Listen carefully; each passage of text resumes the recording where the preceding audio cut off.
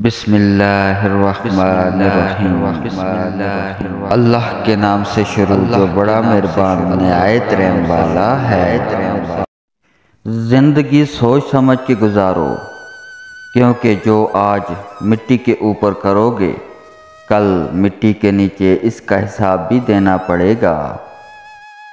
سہنے والوں کو اگر صبر آ جائے تو کہنے والوں کی اوقات دو کوڑی کی رہ جاتی ہے۔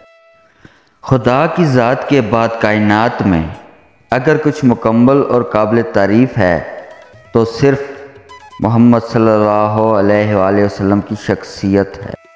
گھر میں غصہ ہونا گویا اسے ویران کرنا ہے۔ باپ کی دولت نہیں سایہ ہی کافی ہے۔ صرف اسلام ایک ایسا دین ہے جو زندگی کے ہر پہلو میں مدد کرتا ہے۔ تکبر سے دین اور ایمان جاتا ہے، چنانچہ شیطان تکبر کی وجہ سے ہی مردود اور ملعون ہوا۔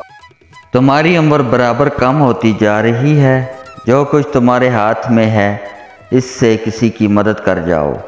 حسد ایک آگ ہے جو انسان کو جلاتی ہے اور دوسروں کو دشمنی پر ابھارتی ہے۔ لالچ سے آدمی مصیبتوں میں پھنس جاتا ہے۔ جو کام تمہارے لیے مشکل ہو تم اس پر قدرت نہ رکھتے ہو تو اس کی ذمہ داری اپنے سر کبھی نہ لو۔